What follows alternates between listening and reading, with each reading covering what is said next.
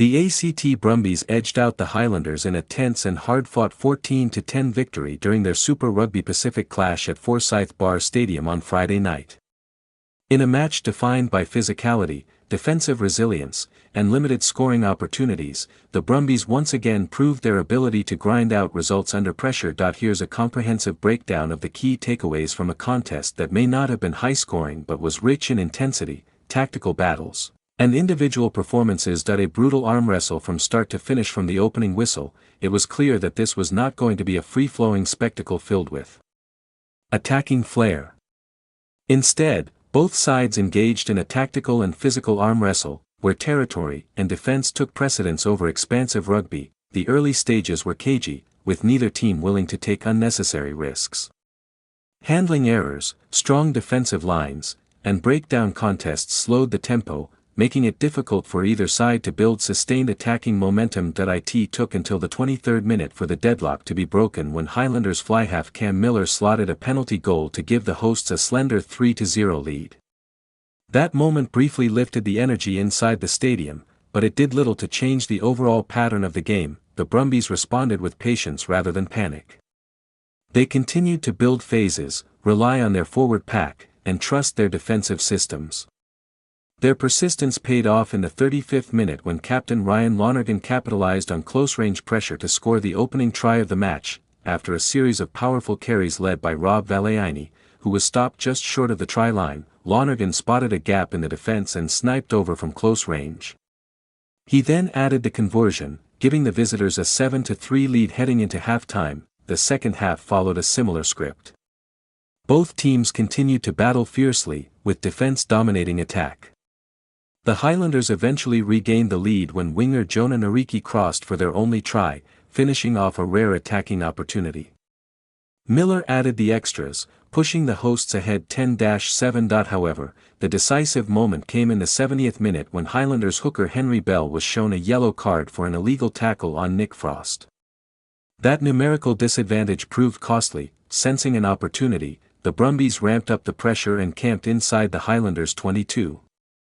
Just 4 minutes later, flanker Reimer powered over for a crucial try, which Lonergan converted to give his side a 14-10 lead. The final minutes were tense, with the Highlanders throwing everything at the Brumbies' defensive line. But the visitors held firm, showcasing discipline and composure to secure their 6th consecutive win over the Dunedin-based side. Ryan Lonergan rises to the occasion in milestone match. It was a special night for Brumbies captain Ryan Lonergan, who marked his 100th appearance for the club with a standout performance that combined leadership, composure, and tactical intelligence. In a match where opportunities were scarce, Lonergan's ability to control the tempo proved invaluable. His service from the base of the ruck was sharp and accurate, ensuring that the Brumbies maintained structure even under pressure. He also posed a constant threat around the fringes, using his sniping runs to keep the Highlanders' defense honest.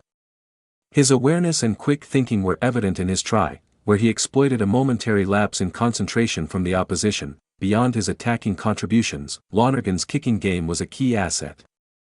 He consistently found territory with well-placed kicks and was reliable off the tee, finishing the match with a personal tally of 9 points. Defensively, he was equally impressive, completing 6 tackles and demonstrating strong positional awareness.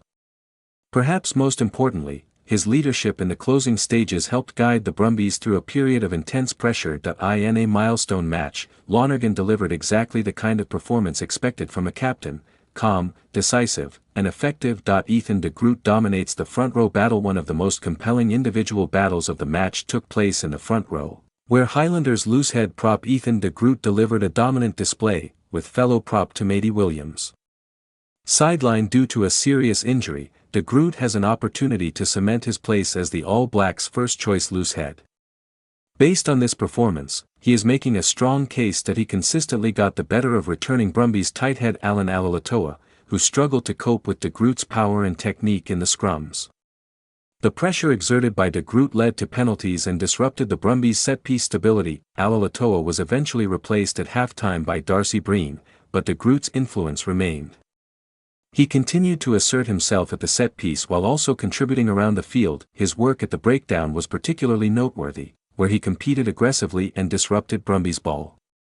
Even after being substituted in the 68th minute for Josh Bartlett, his impact on the game was undeniable. For new All Blacks head coach Dave Rennie, de Groot's performance will be an encouraging sign ahead of upcoming international fixtures. Rob Valetini leads from the front. Another standout performer for the Brumbies was back row powerhouse Rob Valetini, who delivered a tireless and impactful display over the full 80 minutes. Valetini was at the heart of everything the Brumbies did well. His ball-carrying ability provided much-needed go-forward, as he repeatedly took the game to the Highlanders' defensive line that he finished with 22 meters gained from 15 carries, including 2 clean breaks. While those numbers are impressive, they only tell part of the story. His physical presence created opportunities for teammates and helped maintain momentum during key phases. Defensively, Valetini was equally influential.